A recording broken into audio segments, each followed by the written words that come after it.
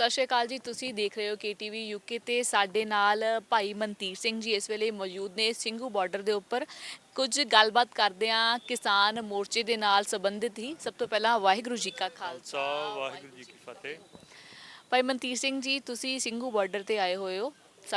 ਸਭ ਤੋਂ ਪਹਿਲਾ ਸਵਾਲ ਹੀ ਇਹੀ ਤੁਹਾਨੂੰ ਕਿ ਕਿੰਨੇ ਦਿਨਾਂ ਤੋਂ ਇੱਥੇ ਆਏ ਹੋਏ ਹੋ ਤੇ ਕਿੰਨੀ ਖਾਸ ਜ਼ਰੂਰਤ ਹੈ ਤੁਹਾਡੀ ਆਮ ਕਿਸਾਨਾਂ ਨੂੰ ਤੇ ਕਿਸਾਨਾਂ ਨੂੰ ਤੁਹਾਡੀ। ਨਹੀਂ, ਮੈਂ ਆਇਆ ਤਾਂ ਪਹਿਲਾਂ ਜਦੋਂ ਆਏ ਹੀ ਸੀਗੇ ਸਾਰੇ ਕਿਸਾਨ 28 ਤਰੀਕ ਨੂੰ, ਉਦੋਂ ਆਇਆ ਸੀਗਾ। ਪਰ ਮੁੜ ਕੇ ਮੈਨੂੰ ਇੱਥੇ ਆ ਕੇ ਕਰੋਨਾ ਹੋ ਗਿਆ ਸੀਗਾ। ਫਿਰ 20 ਕੁ ਦਿਨ ਦਾ ਮੈਂ ਬਿਮਾਰ ਹੀ ਰਿਹਾ। ਤੋਂ ਮੁੜ ਕੇ ਫਿਰ ਮੈਂ ਕੋਈ 20 ਕੁ ਦਸੰਬਰ ਤੋਂ ਫਿਰ ਦੁਬਾਰਾ ਇੱਥੇ ਹੀ ਹਾਂ। ਵਿੱਚ ਕੁਝ ਦਿਨ ਜਾਂਦਾ ਆਉਂਦਾ ਵੀ ਰਿਹਾ। ਅਤੇ ਬਾਕੀ ਮੇਰੀ ਤਾਂ ਨਹੀਂ ਇੱਥੇ ਕਿਸੇ ਨੂੰ ਲੋੜ, ਮੈਨੂੰ ਹੀ ਇੱਥੇ ਦੀ ਲੋੜ ਹੈ, ਜਿਹਦੇ ਵਿੱਚ ਆਪਣਾ ਥੋੜ੍ਹਾ ਬਹੁਤਾ ਤਿਲ ਫੁੱਲ ਯੋਗਦਾਨ ਪਾ ਕੇ ਮਨ ਨੂੰ ਤਸੱਲੀ ਹੁੰਦੀ ਆ, ਜਾਂ ਆਪਣੇ ਗੁਰੂ ਅੱਗੇ ਸੱਚੇ ਹੁੰਦੇ ਆ ਕਿ ਲੋੜਵੰਦ ਦੀ ਮਦਦ ਦੇ ਲਈ ਜਾਂ ਨਿਤਾਣੇ ਦੇ ਹੱਕ 'ਚ ਜਿਹੜਾ ਸਾਡੇ ਦੇ ਉੱਤੇ ਖੜ੍ਹਨ ਦਾ ਮਹਾਰਾਜ ਦਾ ਦਿੱਤਾ ਹੋਇਆ ਫਰਜ਼ ਹੈ ਵੀ ਉਹ ਪੂਰਾ ਕਰ ਰਹੇ ਹਾਂ ਅਤੇ ਬਹੁਤ ਕੁਛ ਇੱਥੇ ਸਿੱਖ ਰਹੇ ਹਾਂ। ਸੋ ਲੋੜ ਤਾਂ ਸਾਨੂੰ ਹੀ ਹੈ ਇੱਥੇ ਆਉਣ ਦੀ। ਬਿਲਕੁਲ। ਇੱਥੇ ਜਿੰਨੇ ਵੀ ਅਸੀਂ ਕਹਿ ਲਾਂਗੇ ਕਿਸਾਨ ਆਗੂ ਜਿਸ ਤਰੀਕੇ ਦੇ ਨਾਲ ਬਹੁਤ ਸੋਹਣੇ ਸੁਚੱਜੇ ਢੰਗ ਨਾਲ ਅਸੀਂ ਕਵਾਂਗੇ ਅਗਵਾਈ ਕਰ ਰਹੇ ਨੇ ਇਸ ਸਮੇਂ, ਸਾਰੀ ਜਿਹੜੀ ਲਾਮਬੰਦੀ ਕੀਤੀ ਹੋਈ ਹੈ ਇੱਥੇ ਸਿੰਘੂ ਬਾਰਡਰ ਤੇ ਟਿੱਕਰੀ ਬਾਰਡਰ ਤੇ ਜਾਂ ਜਿੰਨੇ ਵੀ ਬਾਰਡਰਸ ਦੇ ਉੱਪਰ ਕਿਸਾਨ ਬੈਠੇ ਹੋਏ ਨੇ। ਮੀਟਿੰਗਸ ਵੀ ਹੋ ਰਹੀਆਂ ਆ ਸਰਕਾਰ ਦੇ ਨਾਲ, ਅੱਜ ਵੀ ਜਿਵੇਂ ਮੀਟਿੰਗ ਹੈਗੀ ਆ। ਕੀ ਸਿੱਟੇ ਤੁਹਾਨੂੰ ਲੱਗਦਾ ਹੈ ਮੀਟਿੰਗਸ ਵਿੱਚੋਂ ਸਾਹਮਣੇ ਆਉਂਦੇ ਨੇ? ਕਿੰਨਾ ਕੁ ਸਰਕਾਰ ਦਾ ਤੇ ਕਿਸਾਨ ਆਗੂਆਂ ਦਾ ਜਿਹੜਾ ਰਾਬਤਾ ਹੈ, ਗੱਲਬਾਤ ਜਿਹੜੀ ਹੁੰਦੀ ਹੈ, ਉਹਦੇ ਚੋਂ ਕੁਛ ਨਾ ਕੁਛ ਅੰਸ਼ ਨਿਕਲਦੇ ਨੇ ਬਾਹਰ? ਨਹੀਂ ਦੇਖੋ, ਅਜੇ ਤੱਕ ਇੱਕ ਨੁਕਤਾ ਤਾਂ ਇਹ ਸਪਸ਼ਟ ਹੈਗਾ ਕਿ ਕਿਸਾਨ ਆਗੂਆਂ ਨੇ ਜਿਹੜਾ ਸਰਕਾਰ ਦੇ ਨਾਲ ਆਪਣਾ ਗੱਲਬਾਤ ਵਾਲਾ ਪਾਰਟ ਹੈਗਾ, ਉਹ ਤਾਂ ਆਪਣੀ ਸਮਰੱਥਾ ਅਨੁਸਾਰ ਜੋ ਬਣਦਾ ਉਹ ਵਧੀਆ ਨਿਭਾਇਆ। ਉਹਦੇ ਵਿੱਚ ਉਹ ਮਾੜਾ ਵੀ ਲਿਖੇ ਨਹੀਂ। ਹਾਂ, ਹੋਰ ਬਾਕੀ ਗੱਲਾਂ ਦੇ ਵਿੱਚ ਹੋ ਸਕਦਾ ਜਿਹੜੀ ਜਿੱਥੇ ਕੋਈ ਮਤਲਬ ਵੱਖਰੀ ਰਾਏ ਹੋ ਸਕਦੀ, ਬਟ ਇਸ ਮਸਲੇ ਦੇ ਵਿੱਚ ਉਹ ਸੁਰਖਰੂ ਹੀ ਨੇ ਅਜੇ ਤੱਕ। ਬਾਕੀ ਗਾਹਾਂ ਭਵਿੱਖ ਨੇ ਤੈਅ ਕਰਨਾ। ਬਾਕੀ ਦੂਜੀ ਗੱਲ ਮੈਂ ਇਹ ਮੰਨਦਾ ਹਾਂ ਕਿ ਇੱਥੇ ਜਿੱਦਾਂ ਬਹੁਤ ਸਾਰੇ ਲੋਕ ਹੀ ਇਹ ਵੱਡਾ ਹਿੱਸਾ ਮੰਨਦਾ ਹੈ ਕਿ ਇੱਥੇ ਜਿਹੜੇ ਵੀ ਜਿਸ ਤਰੀਕੇ ਨਾਲ ਆਪਾਂ ਸਾਰੇ ਆਏ ਹਾਂ ਕਿ ਇਹ ਤਾਂ ਕੋਈ 10ਵੇਂ ਪਾਤਸ਼ਾਹ ਦੀ ਕੋਈ ਅਗੰਮੀ ਕਲਾ ਸੀਗੀ ਜਿਹਦੇ ਕਰਕੇ ਇੱਥੇ ਪਹੁੰਚ ਸਕੇ ਹਾਂ, ਜਿਹਦੇ ਕਰਕੇ ਸੰਘਰਸ਼ ਇਸ ਹੱਦ ਤੱਕ ਪਹੁੰਚਿਆ ਹੈ ਕਿ ਦਿੱਲੀ ਤਖਤ ਦੇ ਜਿਹੜੇ ਮੌਜੂਦਾ ਸ਼ਾਸਕ ਹੈਗੇ ਆ ਇਹ ਝੁਕੇ ਨੇ, ਹੈ ਨਾ।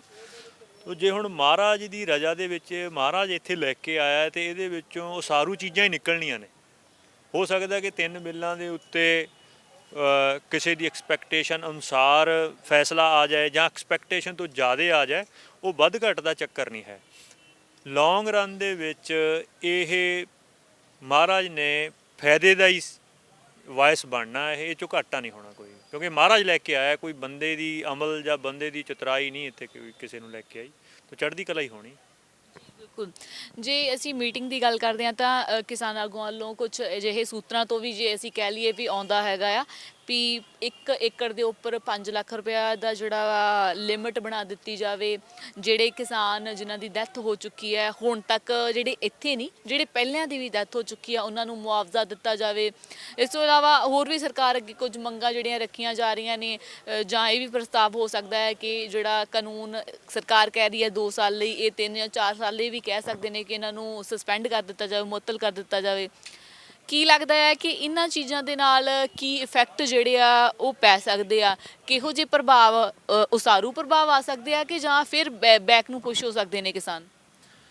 ਦੇਖੋ, ਇਹ ਤਾਂ ਗੱਲ ਸਾਰਿਆਂ ਨੂੰ ਮੇਰੇ ਖਿਆਲ ਦੇ ਵਿੱਚ ਸਪਸ਼ਟ ਹੈ, ਕਿਸਾਨ ਨੇਤਾਵਾਂ ਨੂੰ ਵੀ, ਕਿਸਾਨਾਂ ਨੂੰ ਵੀ ਜਾਂ ਬਾਕੀਆਂ ਨੂੰ ਵੀ, ਇਹ 3 ਕਾਨੂੰਨ ਵਾਪਸ ਹੋਣ ਦੇ ਨਾਲ ਤਾਂ ਜਿਹੜਾ ਖੇਤੀਬਾੜੀ ਜਿਹੜਾ ਪੂਰਾ ਪ੍ਰਬੰਧ ਹੈ ਉਹ ਆਪਣੇ ਪੈਰਾਂ ਸਿਰ ਨਹੀਂ ਖੜਨ ਲੱਗਾ। ਕਿਉਂਕਿ 1966 ਤੋਂ ਬਾਅਦ ਇਹ ਜਿਹੜਾ ਚੱਲ ਰਿਹਾ ਖੇਤੀ ਪ੍ਰਬੰਧ ਹੈ, ਇਹਦੇ ਵਿੱਚ ਬਹੁਤ ਸਾਰੇ ਵਿਗਾੜ ਅਤੇ ਸਮੱਸਿਆਵਾਂ ਆ ਗਈਆਂ ਨੇ, ਜਿਹਦੇ ਕਰਕੇ ਖੁਦਕੁਸ਼ੀ ਦੀ, ਕਰਜ਼ਿਆਂ ਦੀ ਬਹੁਤ ਸਾਰੀਆਂ ਜਿਹੜੀਆਂ ਸਮੱਸਿਆਵਾਂ ਉਹ ਸਾਡੇ ਸਾਹਮਣੇ ਪਹਿਲਾਂ ਹੀ ਖੜ੍ਹ ਗਈਆਂ ਹੋਈਆਂ। ਤਾਂ ਉਹ ਜਿਹੜੀਆਂ ਆਲਰੈਡੀ ਸਮੱਸਿਆਵਾਂ ਖੜ੍ਹ ਗਈਆਂ ਹੋਈਆਂ, ਇਹ ਉਹਨਾਂ ਦੇ ਹੱਲ ਲਈ ਤਾਂ ਕੋਈ ਨਵਾਂ ਐਗਰੀਕਲਚਰ ਮਾਡਲ ਲੈ ਕੇ ਆਉਣਾ ਪੈਣਾ, ਜਿਹੜਾ ਕੁਦਰਤ ਪੱਖੀ ਹੋਵੇ, ਜਿਹੜਾ ਕਿਰਤ ਦੇ ਪੱਖੀ ਹੋਵੇ, ਜਿਹੜਾ ਕਿਸਾਨ ਪੱਖੀ, ਮਜ਼ਦੂਰ ਪੱਖੀ ਹੋਵੇ। ਉਹ ਨਵਾਂ ਮਾਡਲ ਤਾਂ ਲੈ ਕੇ ਹੀ ਆਉਣਾ ਪੈਣਾ। ਉਹ ਨਵੇਂ ਮਾਡਲ ਤੋਂ ਬਿਨਾਂ ਇਹ 3 ਕਾਨੂੰਨ ਸਿਰਫ ਵਾਪਸ ਕਰਾਉਣ ਲੈਣ ਦੇ ਨਾਲ ਗੱਲ ਨਹੀਂ ਬਣਨੀ। ਪਰ ਫਿਰ ਵੀ ਡਿਸੀਜਨ ਕਿਉਂਕਿ ਕਿਸਾਨ ਯੂਨੀਅਨਾਂ ਨੇ ਕਰਨਾ, ਤਾਂ ਸਾਡਾ ਤਾਂ ਇਹ ਹੈਗਾ ਵੀ ਇਹ ਬਿੱਲ ਵਾਪਸ ਹੋ ਜਾਣ ਬਹੁਤ ਚੰਗੀ ਗੱਲ ਹੈ। ਜੇ ਈਵਨ ਕਿਸਾਨ ਯੂਨੀਅਨਾਂ ਇਹਦੀ ਮੁਅੱਤਲੀ 'ਤੇ ਵੀ ਮੰਨਦੀਆਂ ਨੇ, ਕਿਉਂਕਿ ਮੁਅੱਤਲੀ ਜਿਹੜੀ ਉਹ ਪੱਕਾ ਡਿਸੀਜਨ ਤਾਂ ਹੁੰਦੀ ਨਹੀਂ। ਤੇ ਜਿੰਨੇ ਟਾਈਮ ਲਈ ਮੁਅੱਤਲੀ ਹੁੰਦੀ ਆ 2 ਸਾਲ ਲਈ 4 ਸਾਲ ਲਈ ਉਨੇ ਟਾਈਮ ਦੇ ਵਿੱਚ ਜਿਹੜਾ ਪੱਕਾ ਹੱਲ ਹੋਏ ਜਿਹਦੇ ਵਿੱਚ ਸਥਾਨਕ ਪੱਧਰ ਤੇ ਕਿਸਾਨਾਂ ਦੇ ਕੋਲ ਖੇਤੀਬਾੜੀ ਨਾਲ ਸੰਬੰਧਿਤ ਹਰ ਮਸਲੇ ਦੀ ਖੁਦਮੁਖਤਿਆਰੀ ਹੋਏ। ਜੇ ਉਹ ਮਾਡਲ ਨਹੀਂ ਉਨੇ ਮੁਅੱਤਲੀ ਦੇ ਅਰਸੇ 'ਚ ਡਿਵੈਲਪ ਹੁੰਦਾ ਤਾਂ ਇਹ ਸਮੱਸਿਆ ਤੋਂ ਪਹਿਲਾਂ ਤੋਂ ਵੀ ਵਿਕਰਾਲ ਹੋ ਕੇ ਖੜ ਜਾਏਗੀ। ਇਹ ਹੈ ਕਿ ਸਸਪੈਂਡ ਜੇ ਸਪੋਜ਼ ਕਰ ਲਓ ਕਿਸਾਨ ਆਗੂ ਅੱਜ ਮੰਨ ਜਾਂਦੇ ਨੇ, ਕੱਲ ਨੂੰ ਅਜਿਹਾ ਹੋ ਜਾਂਦਾ ਹੈ ਕਿ ਉਸ ਤੋਂ ਬਾਅਦ 3 ਸਾਲ ਬਾਅਦ ਦੁਬਾਰਾ ਤੋਂ ਫਿਰ ਇਹੀ ਸੇਮ ਸਰਕਾਰ ਆ ਜਾਂਦੀ ਹੈ, ਕਿਉਂਕਿ ਜੇ ਕਿਸਾਨ ਆਗੂ 3 ਸਾਲ ਤੇ ਆਉਂਦੇ ਨੇ, ਸਰਕਾਰ ਦਾ ਪ੍ਰਸਤਾਵ 2 ਸਾਲ ਦਾ ਹੈ, ਪਰੰਤੂ ਜੇ 3 ਸਾਲ ਤੇ ਸਰਕਾਰ ਨੂੰ ਮਨਾ ਲੈਂਦੇ ਨੇ ਉਹ ਕਿਸੇ ਤਰੀਕੇ ਦੇ ਨਾਲ, ਫਿਲਹਾਲ ਕਾਨੂੰਨ ਰੱਦ ਤੇ ਹੀ ਉਹਨਾਂ ਦਾ ਪ੍ਰਸਤਾਵ ਸੀਗਾ, ਪਰੰਤੂ ਜੇ ਵਿਚਲੀ ਗੱਲ ਜੇ ਬਣਦੀ ਹੈ, ਵਿਚਲਾ ਰਾਹ ਜੇ ਉਹ ਕੱਢਣ ਦੀ ਕੋਸ਼ਿਸ਼ ਕਰਦੇ ਆ ਤਾਂ 3 ਸਾਲ ਬਾਅਦ ਫਿਰ ਉਹੀ ਸੇਮ ਸਰਕਾਰ ਵਾਪਸ ਆ ਜਾਂਦੀ ਆ ਤਾਂ ਉਹਨੂੰ ਕਾਨੂੰਨ ਨੂੰ ਲਾਗੂ ਉਹ ਆਟੋਮੈਟਿਕ ਹੀ ਕਰ ਸਕਦੀ ਹੈ ਬੜੇ ਆਰਾਮ ਦੇ ਨਾਲ। ਫਿਰ ਉਹ ਨਾ ਤਾਂ ਇੰਨੇ ਲੋਕ ਖੜੇ ਹੋ ਸਕਦੇ ਆ, ਨਾ ਐਡੀ ਵੱਡੀ ਲਹਿਰ ਬਣ ਸਕਦੀ ਆ। ਕਿ ਇਹ ਸਹੀ ਹੋਊਗਾ ਕਿ 3 ਸਾਲ ਦੇ ਲਈ ਮੁਅੱਤਲ ਕਰ ਦਿੱਤਾ ਜਾਵੇ? ਨਹੀਂ ਦੇਖੋ, ਇੱਕ ਤਾਂ ਮੈਂ ਜ਼ਰੂਰ ਇਹ ਕਹੂੰਗਾ ਕਿ ਇਹ ਕਾਨੂੰਨ ਪੱਕੇ ਰੱਦ ਕਰਾ ਕੇ ਵੀ ਮੁਅੱਤਲ ਕਰਾ ਕੇ ਵੀ ਖੇਤੀ ਦੀ ਸਮੱਸਿਆ ਦਾ ਹੱਲ ਨਹੀਂ ਹੈ। ਖੇਤੀ ਦਾ ਨਵਾਂ ਮਾਡਲ ਉਸਾਰਨ ਦੇ ਲਈ ਸਾਨੂੰ ਇਦੋਂ ਵੀ ਤਗੜੀ ਤੇ ਵੱਡੀ ਤੇ ਲੰਬੀ ਜਿਹੜੀ ਸਟਰਗਲ ਹੈ, ਸੰਘਰਸ਼ ਹੈ, ਉਹ ਕਰਨਾ ਹੀ ਪੈਣਾ। ਉਹਦੇ ਲਈ ਜਿਹੜੇ ਬੰਦੇ ਵੀ ਪੰਜਾਬ ਹਿਤੈਸ਼ੀ ਆ ਜਾਂ ਕਿਸਾਨੀ ਦੇ ਹਿਤੈਸ਼ੀ ਆ, ਉਹਨਾਂ ਨੂੰ ਇਹ ਗੱਲ ਆਪਣੇ ਮਨ 'ਚ ਮੰਨਣੀ ਚਾਹੀਦੀ ਹੈ, ਕਿਉਂਕਿ ਜਿਸ ਤਰੀਕੇ ਦੇ ਨਾਲ ਇਹ ਸਾਰੇ ਮਾਡਲ ਦੇ ਕਰਕੇ ਆਪਾਂ ਕਰਜ਼ਾਈ ਹੋ ਗਏ ਆ। ਇਸ ਮਾਡਲ ਦੇ ਨਾਲ ਪੰਜਾਬ ਦੀ ਮਿੱਟੀ, ਪਾਣੀ, ਹਵਾ ਸਭ ਅਸੀਂ ਪ੍ਰਦੂਸ਼ਿਤ ਕਰ ਲਿਆ ਹੋਇਆ। ਉਹਦੇ ਵਿੱਚ ਓਵਰਆਲ ਪੰਜਾਬ ਹੀ ਰਹਿਣਾ ਕਿ ਨਹੀਂ ਰਹਿਣਾ, ਇੱਕ ਹੱਦ ਤੱਕ ਦਾ ਸਵਾਲੀਆ ਚਿੰਨ੍ਹ ਬਣਿਆ ਹੋਇਆ। ਤੋ ਇਸ ਕਰਕੇ ਇਹ ਮੁਅੱਤਲ ਕਰਾ ਕੇ ਵੀ ਜਾਂ ਰੱਦ ਕਰਾ ਕੇ ਵੀ ਗੱਲ ਨਹੀਂ ਬਣਨੀ ਹੈ। ਵੱਡੀ ਸਟਰਗਲ ਲਈ ਪ੍ਰਪੇਅਰ ਰਹਿਣਾ ਚਾਹੀਦਾ। ਬਾਕੀ ਇਹ ਦੇਖੋ, ਸਾਂਝਾ ਡਿਸੀਜਨ ਹੈ ਸਾਰਿਆਂ ਦਾ। ਜੇ ਕਿਸਾਨ ਧਿਰਾਂ ਜਾਂ ਕਿਸਾਨ ਵੱਡਾ ਹਿੱਸਾ ਉਹ ਇਸ ਗੱਲ ਦੇ ਉੱਤੇ ਸੈਟਿਸਫਾਈ ਹੁੰਦਾ ਵੀ ਹਾਂ ਜੀ ਠੀਕ ਹੈ ਵੀ 4 ਸਾਲ ਲਈ 3 ਸਾਲ ਲਈ ਜੋ ਵੀ ਗੱਲ ਚੱਲਦੀ ਆ ਵੀ ਇਹਦੇ ਲਈ ਮੁਅੱਤਲੀ ਕਰਾ ਲਓ ਜਾਂ ਇਹ ਕਰਜ਼ਿਆਂ ਵਾਲੀਆਂ ਗੱਲਾਂ ਹੋ ਰਹੀਆਂ ਹਨ, ਇਹਦਾ ਕਿਸਾਨਾਂ ਦਾ ਸਾਂਝੇ ਰੂਪ ਦੇ ਵਿੱਚ ਡਿਸੀਜਨ ਲੈਣ ਦਾ ਮਸਲਾ। ਐਜ਼ ਏ ਪੰਥ ਦੇ ਸੇਵਕ ਸਾਡਾ ਕੰਮ ਤਾਂ ਇੱਥੇ ਉਹਨਾਂ ਦੇ ਸਹਿਯੋਗ ਕਰਨ ਦਾ। ਜੇ ਉਹ ਆਖਰੀ ਹੱਦ ਤੱਕ ਸਟਰਗਲ ਕਰਦੇ ਆ ਤਾਂ ਅਸੀਂ ਉਹਨਾਂ ਦੇ ਨਾਲ ਖੜ੍ਹੇ ਹਾਂ। ਜੇ ਉਹ ਸਾਰੇ ਹੀ ਸੈਟਿਸਫਾਈ ਆ ਕਿਸੇ ਵਿੱਚ ਵਿਚਾਲੇ ਵਾਲੇ ਰਸਤੇ 'ਤੇ ਅਸੀਂ ਤਾਂ ਫਿਰ ਉੱਤੇ ਇਤਰਾਜ਼ ਨਹੀਂ ਕਰ ਸਕਦੇ। ਬਟ ਜੇ ਕਿਸਾਨ ਲੀਡਰ ਕਿਸਾਨਾਂ ਦੀਆਂ ਭਾਵਨਾਵਾਂ ਤੋਂ ਉਲਟ ਜਾ ਕੇ ਕੋਈ ਸਮਝੌਤਾ ਕਰਦੇ ਆ, ਫਿਰ ਸਾਡਾ ਬਿਲਕੁਲ ਹੱਕ ਬਣੂਗਾ ਕਿ ਅਸੀਂ ਕਿਸਾਨਾਂ ਦੇ ਨਾਲ, ਆਮ ਕਿਸਾਨ ਜਿਹੜੇ ਉਸ ਵੇਲੇ ਮੋਹਰੇ ਹੋਗੇ ਉਹਨਾਂ ਦੇ ਨਾਲ ਖੜੀਏ। ਸੋ ਇਹਦਾ ਭਵਿੱਖ 'ਚ ਪਤਾ ਲੱਗੂਗਾ। ਤੁਸੀਂ ਕਿਹਾ ਇੱਕ ਨਵਾਂ ਮਾਡਲ ਲਿਆਉਣ ਦੀ ਜ਼ਰੂਰਤ ਹੈ ਜਿਹੜੀ ਮੇਨ ਆ, ਕਿਉਂਕਿ ਬੇਸ਼ੱਕ ਪਹਿਲ ਇਸ ਟਾਈਮ 3 ਕਾਨੂੰਨਾਂ ਨੂੰ ਦਿੱਤੀ ਜਾ ਰਹੀ ਹੈ, ਕਿਉਂਕਿ ਸਭ ਤੋਂ ਵੱਡੀ ਪ੍ਰਾਇੋਰਟੀ ਹੀ ਉਹ ਬਣ ਗਈ ਹੈ ਕਿ ਕਾਨੂੰਨ ਰੱਦ ਕਰਾਉਣੇ ਨੇ, ਬਾਕੀ ਚੀਜ਼ਾਂ ਤੇ ਬਾਅਦ ਦੇ ਵਿੱਚ। ਕਿਉਂਕਿ ਸਪੋਜ਼ ਕਰ ਲਓ ਕੋਈ ਘਰ ਦਾ ਬੰਦਾ ਮੇਨ ਬਿਮਾਰ ਹੈ, ਪਹਿਲਾਂ ਬਿਮਾਰੀ ਵੱਲ ਧਿਆਨ ਦਿੱਤਾ ਜਾਂਦਾ ਹੈ, ਵਿਆਹ ਸ਼ਾਦੀ ਜਾਂ ਬਾਕੀ ਰਸਮਾਂ ਸਾਰੀਆਂ ਨੂੰ ਪਿੱਛੇ ਕਰ ਦਿੱਤਾ ਜਾਂਦਾ, ਚਾਹੇ ਉਹ ਬਹੁਤ ਇੰਪੋਰਟੈਂਟ ਵੀ ਹੋਣ। ਹੁਣ ਇੱਥੇ ਇਵੇਂ ਹੀ ਸੇਮ ਕਾਨੂੰਨ ਹੋ ਚੁੱਕੇ ਨੇ। ਪਰੰਤੂ ਜੇ ਅਸੀਂ ਮਾਡਲ ਦੀ ਗੱਲ ਕਰਦੇ ਹਾਂ ਤਾਂ ਸਵਾਮੀਨਾਥਨ ਦੀ ਰਿਪੋਰਟ, ਉਹਦੇ ਬਾਰੇ ਥੋੜ੍ਹੀ ਜਾਣਕਾਰੀ ਜ਼ਰੂਰ ਦਿੱਤੀ ਜਾਵੇ ਵੀ ਉਹ ਕੀ ਸੀਗੀ, ਉਹ ਖੇਤੀ ਨੂੰ ਪ੍ਰੋਤਸਾਹਿਤ ਕਰਨ ਦੇ ਲਈ, ਵਧਾਵਾ ਦੇਣ ਦੇ ਲਈ ਸੀ ਜਾਂ ਕੀ ਸਿਸਟਮ ਸੀ? ਦੇਖੋ, ਜਿਹੜੀ ਸਵਾਮੀਨਾਥਨ ਕਮੇਟੀ ਦੀ ਰਿਪੋਰਟ ਸੀਗੀ ਉਹ ਇੰਡੀਅਨ ਸਰਕਾਰ ਦਾ ਹੀ ਫਾਰਮਰ ਕਮਿਸ਼ਨ ਸੀਗਾ, ਸੈਂਟਰਲ ਸਰਕਾਰ ਦਾ। ਮਨਮੋਹਨ ਸਿੰਘ ਗਵਰਨਮੈਂਟ ਦੇ ਆਉਂਦੇ ਸਾਰ ਹੀ ਉਹ ਲਿਆਂਦੀ ਸੀਗੀ। ਉਹਦੇ 2 ਮੁੱਖ ਮੰਤਵ ਸੀਗੇ। ਇੱਕ ਉਹਦਾ ਮੰਤਵ ਇਹ ਸੀਗਾ ਕਿ ਜਿਹੜੇ ਇਲਾਕਿਆਂ ਦੇ ਵਿੱਚ ਜਿੱਦਾਂ ਪੰਜਾਬ ਹੈ, ਮਤਲਬ ਜਿਹੜਾ ਅਸਲ ਪੰਜਾਬ ਸੀਗਾ ਹੈ ਨਾ, ਉਹ ਹੁਣ ਕੁਛ ਉਹ 'ਚ ਰਾਜਸਥਾਨ ਦਾ ਹਿੱਸਾ ਲਾ ਲਓ, ਹਰਿਆਣਾ ਜਾਂ ਵੈਸਟਰਨ ਯੂਪੀ ਲਾ ਲਓ, ਹੈ ਨਾ, ਜਿਹੜਾ ਹਿਸਟੋਰੀਕਲੀ ਸਿੱਖਾਂ ਦਾ ਇਲਾਕਾ ਰਿਹਾ, ਉਹ ਸਾਰੇ ਖਿੱਤੇ ਦੇ ਵਿੱਚ ਉਹ ਲਾਗੂ ਹੋਈ ਸੀਗੀ। 1966 ਤੋਂ ਲੈ ਕੇ ਇਹ 2000 ਤੱਕ ਉਹ ਜਿਹੜਾ ਪਹਿਲਾਂ ਵਾਲਾ ਮਾਡਲ ਸੀਗਾ ਉਹ ਆਪਣੀ ਉਮਰ ਹੰਢਾ ਚੁੱਕਾ ਸੀਗਾ। ਜਿਹੜਾ ਉਹਨੇ ਫਾਇਦਾ ਕਰਨਾ ਸੀਗਾ ਉਹ ਕਰਨ ਤੋਂ ਬਾਅਦ ਉਲਟਾ ਹੁਣ ਕਾਊਂਟਰ ਪ੍ਰੋਡਕਟਿਵ ਹੋ ਗਿਆ ਸੀਗਾ। ਇੱਕ ਤਾਂ ਉਸ ਮਾਡਲ ਨੂੰ ਸੁਧਾਰਨ ਦੀ ਮਨਸ਼ਾ ਸੀਗੀ। ਦੂਜਾ ਇਹ ਆ ਕਿ ਬਾਕੀ ਸਾਰਾ ਜਿਹੜਾ ਇੰਡੀਆ ਆ ਜਿਹਦੇ ਵਿੱਚ ਐਗਰੀਕਲਚਰ ਪੁਰਾਣੇ ਰਵਾਇਤੀ ਤਰੀਕੇ ਨਾਲ ਹੀ ਚੱਲਦਾ ਸੀਗਾ, ਉਸ ਖਿੱਤੇ ਦੇ ਵਿੱਚ ਇੱਕ ਜਿਹੜਾ ਮਾਡਲ ਹੈਗਾ ਖੇਤੀ ਹੈਗੀ ਉਹਨੂੰ ਸੁਧਾਰਨ ਦੀ ਗੱਲ ਸੀਗੀ। ਉਹ 'ਚ 2 ਗੱਲਾਂ ਸੀਗੀਆਂ। ਤੋ ਉਹਦੇ ਵਿੱਚ ਉਹਨਾਂ ਨੇ ਘੱਟੋ ਘੱਟ ਖੇਤੀ ਨਾਲ ਸੰਬੰਧਿਤ ਜਿੰਨੇ ਵੀ ਮਤਲਬ 19-20 ਵਿਸ਼ੇ ਸੀਗੇ ਜਿਹਦੇ ਉੱਤੇ ਆਪਣੇ ਸੁਝਾਅ ਰਿਕਮੈਂਡੇਸ਼ਨ ਦਿੱਤੀਆਂ ਸੀਗੀਆਂ। ਉਹ ਸਾਰੀਆਂ ਰਿਕਮੈਂਡੇਸ਼ਨ ਦੇ ਵਿੱਚੋਂ ਕੁਝ ਚੀਜ਼ਾਂ ਬਹੁਤ ਕਿਸਾਨ ਪੱਖੀ ਸੀਗੀਆਂ, ਕੁਝ ਨਹੀਂ ਵੀ ਸੀਗੀਆਂ। ਉਹ ਪੂਰੀ ਵੀ ਰਿਵਿਊ ਕਰਨੀ ਬਣਦੀ ਆ। ਮਤਲਬ ਜਿੱਦਾਂ ਹੁਣ ਉਹਦੇ ਵਿੱਚ ਪਾਣੀ ਦਾ, ਇਕੋਲੋਜੀ ਦਾ ਜੋ ਨੁਕਸਾਨ ਹੋਇਆ ਉਹਦੇ ਵਿੱਚ ਉਹਨਾਂ ਦੀ ਚਿੰਤਾ ਜ਼ਾਹਰ ਉਹਨੇ ਕੀਤੀ ਸੀਗੀ, ਉਹ ਗੱਲ ਮੰਨਣਯੋਗ ਹੈ। ਫਸਲਾਂ ਦੀ ਡਾਈਵਰਸੀਫਿਕੇਸ਼ਨ ਹੋਣੀ ਚਾਹੀਦੀ, ਉਹਦੇ ਬਾਰੇ ਉਹਨਾਂ ਨੇ ਕਿਹਾ, ਇਹ ਵੀ ਗੱਲ ਠੀਕ ਹੈ। ਅੱਛਾ, ਜਿਹੜਾ ਮੁੱਲ ਮਿੱਥਣ ਦੀ ਉਹਨਾਂ ਨੇ ਇੱਕ ਫਾਰਮੂਲਾ ਲੈ ਕੇ ਆਂਦਾ C2 ਦਾ, ਉਹ ਫਾਰਮੂਲਾ ਲਿਆਉਣ ਤੱਕ ਦੀ ਤਾਂ ਗੱਲ ਠੀਕ ਸੀਗੀ, ਬਟ ਜਿੰਨਾ ਟਾਈਮ ਤੱਕ, ਕਿਉਂਕਿ ਖੇਤੀਬਾੜੀ ਸਟੇਟ ਸਬਜੈਕਟ ਹੈ, ਜਿੰਨਾ ਟਾਈਮ ਤੱਕ ਜਿਣਸ ਦਾ ਭਾਅ ਸੂਬਾ ਸਰਕਾਰ ਨਹੀਂ ਤੈਅ ਕਰੂਗੀ, ਉਨਾ ਟਾਈਮ ਤੱਕ ਸੈਂਟਰ ਸਰਕਾਰ ਨੇ ਕਦੇ ਵੀ ਉਹ ਰੇਟ ਸਹੀ ਨਹੀਂ ਦੇਣਾ। ਇਸ ਕਰਕੇ ਇਸ ਗੱਲ ਦੇ ਵਿੱਚ ਉਹਨਾਂ ਦੀ ਜਿਹੜੀ ਗੱਲ ਅਧੂਰੀ ਸੀਗੀ। ਫਾਰਮੂਲਾ ਬੇਸ਼ੱਕ C2 ਹੀ ਰਹੇ, ਬਟ ਉਹ ਸਟੇਟ ਵਾਈਜ਼ ਚਾਹੀਦਾ। ਜਿਸ ਤਰੀਕੇ ਦੇ ਨਾਲ ਉਹਨਾਂ ਨੇ ਇੱਕ ਰਿਪੋਰਟ ਦੇ ਵਿੱਚ ਇਹ ਵੀ ਕਿਹਾ ਸੀਗਾ, ਕਿਉਂਕਿ ਇੰਡੀਆ ਦੇ ਵਿੱਚ ਭੂਗੋਲਿਕ ਤੌਰ 'ਤੇ ਬਹੁਤ ਭਿੰਨਤਾ ਆ, ਸੱਭਿਆਚਾਰਕ ਤੌਰ 'ਤੇ ਬਹੁਤ ਭਿੰਨਤਾ ਆ, ਇਸ ਕਰਕੇ ਇੰਡੀਆ ਦੇ ਵਿੱਚ ਇੱਕ ਖੇਤੀਬਾੜੀ ਮਾਡਲ ਸਾਰੀਆਂ ਸਟੇਟਾਂ 'ਚ ਨਹੀਂ ਹੋ ਸਕਦਾ, ਵੱਖਰਾ ਵੱਖਰਾ ਹੋਣਾ ਚਾਹੀਦਾ।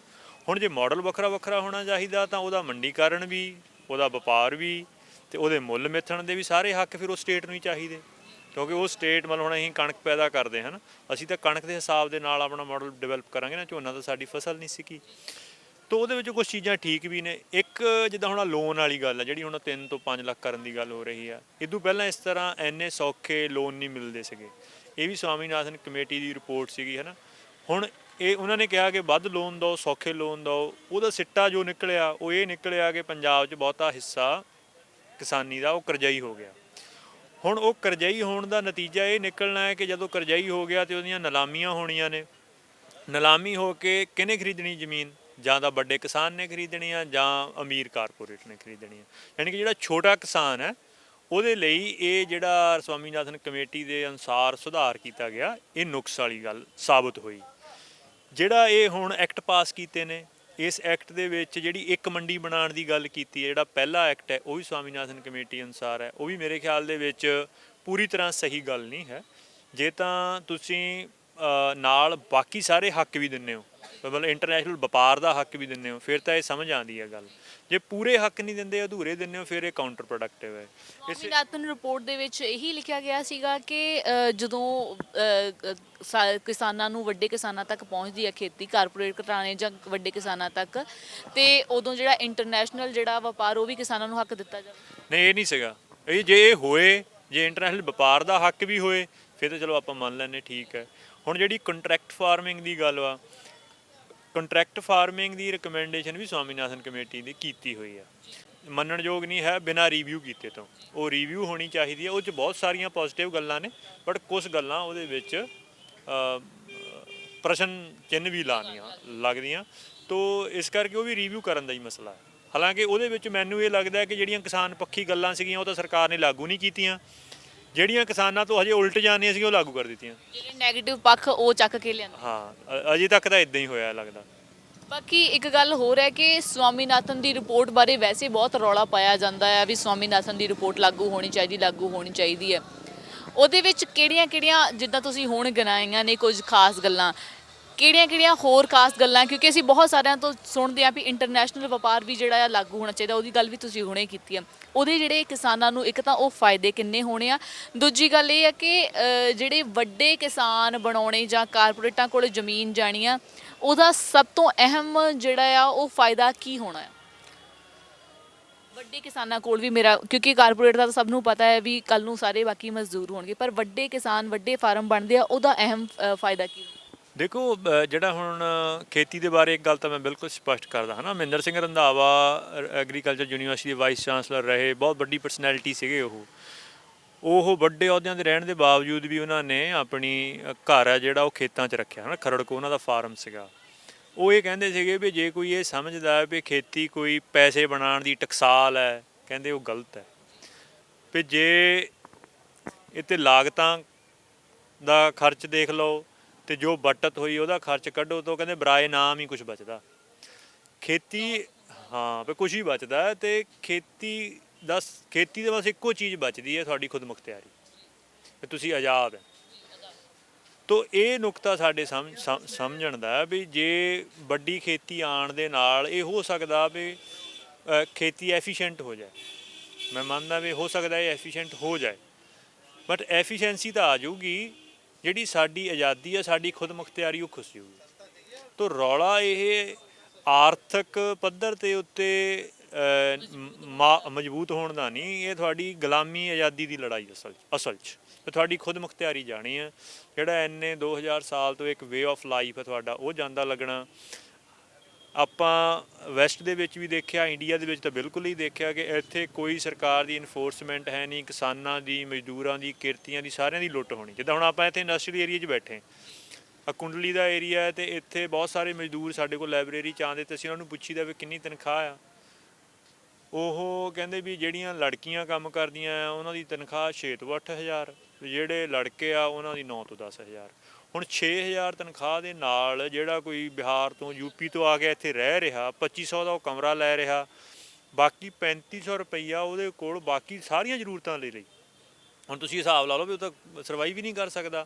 ਤਾਂ ਇਸੇ ਤਰ੍ਹਾਂ ਦੀ ਜੇ ਕਾਰਪੋਰੇਟ ਦੇ ਕੋਲ ਖੇਤੀ ਆਉਂਦੀ ਆ ਜਾਂ ਬਹੁਤ ਵੱਡੇ ਫਾਰਮ ਬਣਦੇ ਆ, ਤਾਂ ਕਿਉਂਕਿ ਇੱਥੇ ਸਰਕਾਰ ਦੀ ਇਨਫੋਰਸਮੈਂਟ ਬਿਲਕੁਲ ਹੀ ਹੈ ਨਹੀਂ, ਤਾਂ ਇਸ ਕਰਕੇ ਇੱਥੇ ਇਕਨੋਮਿਕਲੀ ਵੀ ਕੋਈ ਫਾਇਦਾ ਨਹੀਂ ਹੋਣਾ ਜਿਹੜਾ ਵੈਸਟ 'ਚ ਹੋ ਗਿਆ।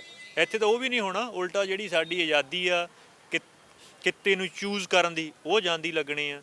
ਕਾਰਪੋਰੇਟ ਨੇ ਤਾਂ ਆਪਣਾ ਮੁਨਾਫਾ ਦੇਖਣਾ ਹੈ। ਉਹਨਾਂ ਨੇ ਪੰਜਾਬ ਨੂੰ ਮਿੱਟੀ ਦੇ ਨਾਲ, ਪੰਜਾਬ ਦੇ ਪਾਣੀ, ਉਹਨਾਂ ਨੂੰ ਕੋਈ ਮੋਹ ਨਹੀਂ। ਉਹਨਾਂ ਨੇ ਤਾਂ 10 ਸਾਲਾਂ 'ਚ ਪੰਜਾਬ ਉਜਾੜ ਦੇਣਾ, ਸਾਰਾ ਮਿੱਟੀ ਪਾਣੀ ਪਹਿਲਾਂ ਹੀ ਖਰਾਬ ਰਹਿੰਦਾ ਖੁੰਦਾ ਵੀ ਖਰਾਬ ਕਰ ਦੇਣਾ। ਮੁੜ ਕੇ ਉਹ ਤਾਂ ਕਿਤੇ ਹੋਰ ਚਲੇ ਜਾਣਗੇ, ਆਪਣਾ ਸਰਵਾਇਆ ਇੱਥੋਂ ਕੱਢ ਕੇ ਹੋਰ ਜਗ੍ਹਾ ਇਨਵੈਸਟ ਕਰ ਲੈਣਗੇ। ਸੋ ਇਸ ਕਰਕੇ ਮੈਨੂੰ ਨਹੀਂ ਲੱਗਦਾ ਹੈ ਕਿ ਦਿਸ ਦੇ ਰੂਪ ਦੇ ਵਿੱਚ ਕੋਈ ਇਹ ਗੱਲ ਜਸਟੀਫਾਈ ਕਰ ਸਕਦਾ ਵੀ ਕਾਰਪੋਰੇਟ ਖੇਤੀ ਨਾਲ ਕਿ ਇੱਥੇ ਕੋਈ ਬਹੁਤ ਫਾਇਦਾ ਹੋਣ ਲੱਗਾ। ਅਤੇ ਬਾਕੀ ਇੰਨੀ ਵੱਡੀ ਲੇਬਰ ਹੈ ਇਹਦੀ ਵਿੱਚ ਜਿਹੜੀ ਇੰਪਲੋਈ ਹੋਈ ਆ, ਉਹ ਇੰਨੇ ਲੱਖ ਪਰਿਵਾਰ ਕਿੱਥੇ ਜਾਣਗੇ? ਕਿਉਂਕਿ ਕਾਰਪੋਰੇਟ ਨੇ ਤਾਂ ਐਫੀਸ਼ੀਐਂਟ ਤਦੇ ਹੀ ਕਰਨਾ ਹੈ ਨਾ, ਉਹਨਾਂ ਨੇ ਲੇਬਰ ਘਟਾਉਣੀ ਆ, ਮਸ਼ੀਨਰੀ ਵੱਧ ਤੋਂ ਵੱਧ ਲੈ ਕੇ ਆਉਣੀ ਆ।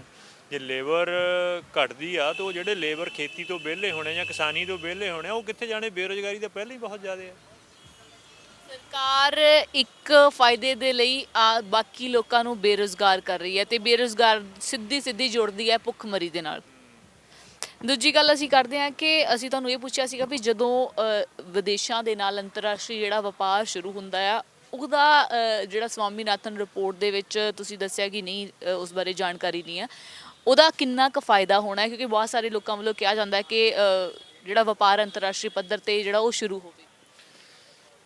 ਦੇਖੋ, ਨਿਸ਼ਚਿਤ ਰੂਪ ਦੇ ਵਿੱਚ ਇਹ ਆ, ਜੇ ਅੰਤਰਰਾਸ਼ਟਰੀ ਪੱਧਰ 'ਤੇ ਵਪਾਰ ਹੋਵੇ ਤੇ ਘੱਟੋ ਘੱਟ ਪੰਜਾਬ ਦੇ ਵਿੱਚ ਜਿਹੜੀ ਫਸਲਾਂ ਦੀ ਵਿਭਿੰਨਤਾ ਉਹ ਜ਼ਰੂਰ ਆ ਜਾਣੀ। ਹੁਣ ਪੰਜਾਬ ਦੇ ਵਿੱਚ ਇਹ ਦਲੀਲ ਦਿੱਤੀ ਜਾਂਦੀ ਆ ਕਿ ਪੰਜਾਬ ਦੇ ਵਿੱਚ ਇਸ ਕਰਕੇ ਖੇਤੀਬਾੜੀ ਡਿਵੈਲਪ ਹੋਈ ਕਿ ਇੱਥੇ ਅਸ਼ੋਰਡ ਇਰੀਗੇਸ਼ਨ ਹੈ, ਪਾਣੀ ਸਿੰਚਾਈ ਦਾ ਪ੍ਰਬੰਧ ਪੁਖਤਾ ਹੈ। ਪਰ ਇਹ ਗੱਲ ਅਧੂਰੀ ਸੱਚਾਈ ਆ। ਖੇਤੀ ਦੇ ਲਈ ਪਾਣੀ ਤਾਂ ਹੋਰ ਵੀ ਸਟੇਟਾਂ 'ਚ ਵੀ ਹੈਗਾ। ਪੰਜਾਬ ਦੇ ਵਿੱਚ ਝੋਨਾ ਤੇ ਕਣਕ ਦਾ ਫਸਲੀ ਚੱਕਰ ਇਸ ਕਰਕੇ ਪੱਕਾ ਹੋਇਆ ਕਿ ਝੋਨੇ ਤੇ ਕਣਕ ਦੇ ਉੱਤੇ ਪੱਕਾ ਮੁੱਲ ਮਿਲਦਾ, MSP ਮਿਲਦੀ ਹੈ। ਜੇ ਪੱਕਾ ਮੁੱਲ ਨਾ ਮਿਲਦਾ ਹੁੰਦਾ ਤੇ 8% ਪੰਜਾਬ 'ਚ ਬਾਸਮਤੀ ਦੇ ਝੋਨਾ ਹੁੰਦੇ ਸੀਗੇ 66 'ਚ, ਜਿਹੜੇ ਹੁਣ 40% ਤੋਂ ਉੱਤੇ ਟੱਪ ਗਏ, 40% ਹੋ ਗਏ। ਉਹ ਜਿਹੜਾ ਇੰਨਾ ਜ਼ਿਆਦਾ ਵਾਧਾ ਹੋਇਆ ਉਹ ਪੱਕਾ ਮੁੱਲ ਮਿਲਣ ਕਰਕੇ ਹੀ ਹੋਇਆ, ਹੋਰ ਕਿਸੇ ਫਸਲ ਦੇ ਪੱਕਾ ਮੁੱਲ ਨਹੀਂ ਮਿਲਦਾ। ਜੇ ਆਪਣੇ ਕੋਲ ਇੰਟਰਨੈਸ਼ਨਲ ਮਾਰਕੀਟ ਖੁੱਲ੍ਹੀ ਆ ਅਤੇ ਜਿੰਨੇ ਸਿੱਖਾਂ ਦੇ ਕੋਲ ਜਾਂ ਪੰਜਾਬ ਦੇ ਲੋਕਾਂ ਕੋਲ ਰਿਸੋਰਸ ਹੈ, ਇਹ ਸਾਰੀ ਦੁਨੀਆ ਦੀ ਮੰਡੀ ਫੋਲ ਸਕਦੇ ਆ ਵੀ ਆਪਾਂ ਦੁਨੀਆ ਦੇ ਵਿੱਚ ਕਿਹੜੀ ਫਸਲ ਬੀਜ ਕੇ ਵੱਧ ਫਾਇਦਾ ਲੈ ਸਕਦੇ ਹਾਂ। ਹੁਣ ਸਾਡੀ ਸਮੱਸਿਆ ਇਹ ਆ ਕਿ ਸਾਡੇ ਕੋਲ ਮੰਡੀ ਹੈ ਨਹੀਂ, ਸਾਡੇ ਕੋਲ ਇੱਕੋ ਖਰੀਦਦਾਰ ਹੈ, ਇੰਡੀਅਨ ਗਵਰਨਮੈਂਟ। ਤੋਂ ਜਿਹੜਾ ਖਰੀਦਦਾਰ ਹੈ ਉਹੀ ਮੁੱਲ ਤੈਅ ਕਰਦਾ ਹੈ। ਹੁਣ ਜਿਹੜਾ ਖਰੀਦਦਾਰ ਨੇ ਮੁੱਲ ਤੈਅ ਕਰਨਾ ਹੈ ਤਾਂ ਉਹਦੇ ਵਿੱਚ ਵੇਚਣ ਵਾਲਾ ਤਾਂ ਕਦੇ ਵੀ ਮੁਨਾਫੇ 'ਚ ਨਹੀਂ ਹੋ ਸਕਦਾ। ਜੇ ਇਹ ਸਾਰੀ ਇੰਟਰਨੈਸ਼ਨਲ ਵਪਾਰ ਖੁੱਲ੍ਹ ਜਾਏ ਤਾਂ ਉਹਦੇ ਵਿੱਚ ਸਾਡੇ ਕੋਲ ਸਾਰੀ ਦੁਨੀਆ ਦੀ ਮੰਡੀ ਅਵੇਲੇਬਲ ਹੋ ਜਾਣੀ ਆ, ਜਿਹੜੀ ਚਾਹੇ ਸਾਨੂੰ ਝੋਨੇ ਜਿੰਨਾ ਹੀ ਮੁਨਾਫਾ ਹੋਏ, ਜੇ ਕਿਤੇ ਹੋਰ ਜਗ੍ਹਾ ਕੋਈ ਮੱਕੀ ਬੀਜ ਕੇ ਜਾਂ ਕੋਈ ਹੋਰ ਚੀਜ਼ ਬੀਜ ਕੇ ਸਾਨੂੰ ਉਨਾ ਹੀ ਮੁਨਾਫਾ ਹੀ ਹੋਏ ਬੇਸ਼ੱਕ, ਤਾਂ ਘੱਟੋ ਘੱਟ ਸਾਡੀ ਜਿਹੜੀ ਫਸਲੀ ਵਿਭਿੰਨਤਾ ਆ ਜਾਣੀ, ਜਿਸ ਨਾਲ ਪੰਜਾਬ ਦਾ ਮਿੱਟੀ ਦੇ ਪਾਣੀ ਬਚ ਜਾਣੇ। ਕਿਉਂਕਿ ਜਿਹੜਾ ਝੋਨਾ ਪੰਜਾਬ ਦੀ ਫਸਲ ਨਹੀਂ ਹੈਗੀ ਤੇ ਉਹਦੇ ਨਾਲ ਪਾਣੀ ਜਿਹੜਾ ਬਹੁਤ ਡੂੰਘਾ ਚਲ ਗਿਆ।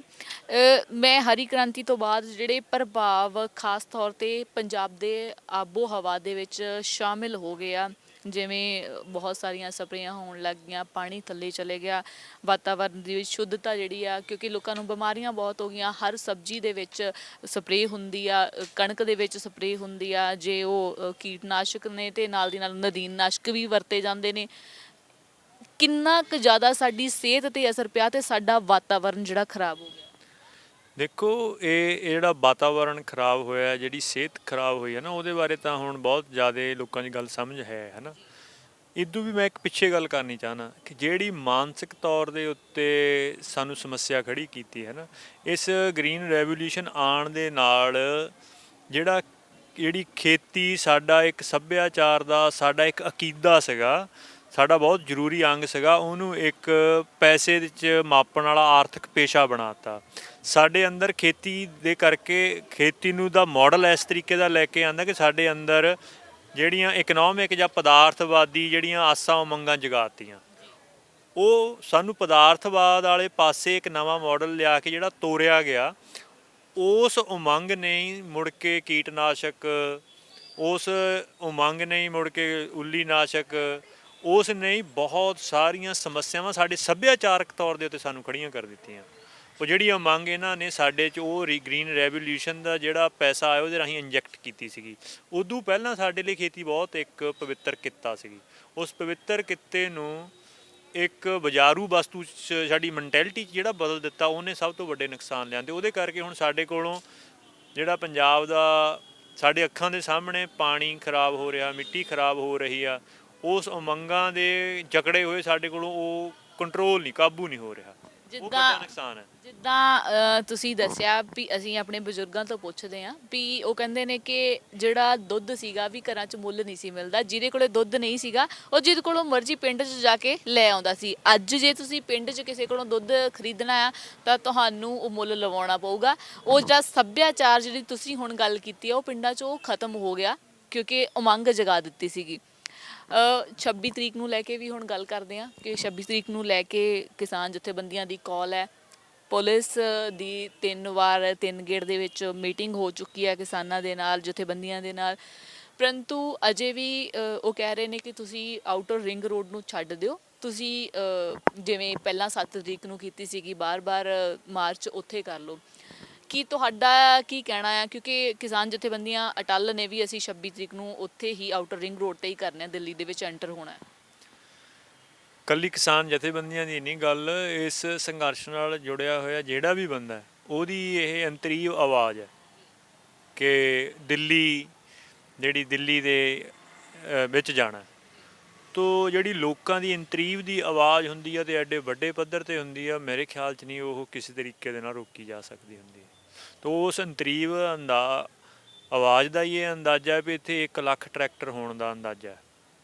ਤੋ 1 ਲੱਖ ਟਰੈਕਟਰ ਜੇ ਵਾਕਿਆ ਹੀ ਆਉਂਦਾ ਹੈ ਤੇ ਜੇ ਇੱਕ ਸੜਕ ਦੇ ਉੱਤੇ ਇਹ ਦੋ ਟਰੈਕਟਰਾਂ ਦੀ ਲਾਈਨ ਵੀ ਚੱਲੇ ਤਾਂ ਮਤਲਬ 150 ਕਿਲੋਮੀਟਰ ਚਾਹੀਦਾ ਖੜੇ ਕਰਨ ਨੂੰ। ਉਹਨੂੰ ਇੱਕ ਪ੍ਰਸ਼ਾਸਨ ਨੂੰ ਵੀ ਚਾਹੀਦਾ ਹੈ ਕਿ ਮਨਜ਼ੂਰੀ ਉਸ ਨੂੰ ਦੇ ਦਿੱਤੀ ਜਾਵੇ ਕਿਉਂਕਿ ਪੁਲਿਸ ਅਜੇ ਤੱਕ ਉਹ ਰੇੜਕਾ ਬਣਾ ਕੇ ਬੈਠੀ ਹੋਈ ਹੈ ਕਿਉਂਕਿ ਸੁਪਰੀਮ ਕੋਰਟ ਨੇ ਪੁਲਿਸ ਨੂੰ ਪਾਵਰ ਦਿੱਤੀ ਹੈ ਵੀ ਇਹ ਸਾਰਾ ਕੁਝ ਦਿੱਲੀ ਪੁਲਿਸ ਹੀ ਤੈਅ ਕਰੇਗੀ ਕਿ ਦਿੱਲੀ ਪੁਲਿਸ ਇਸ ਨੂੰ ਮਨਜ਼ੂਰੀ ਹਲੇ ਦੇ ਨਹੀਂ ਰਹੀ। ਉਹਨਾਂ ਦਾ ਕਹਿਣਾ ਹੈ ਕਿ ਤੁਸੀਂ ਕਿਤੇ ਬਾਹਰ ਕੱਢ ਲਓ।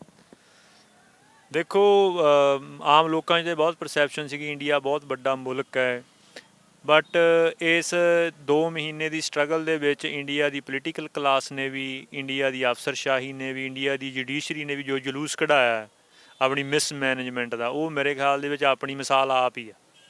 ਹਰੇਕ ਸਟੈਪ 'ਤੇ ਹੀ ਮਿਸਮੈਨੇਜ ਕੀਤੀ ਆ ਅਤੇ ਹਰੇਕ ਵਾਰੀ ਮੂੰਹ ਦੀ ਖਾਣੀ ਪਈ ਹੈ।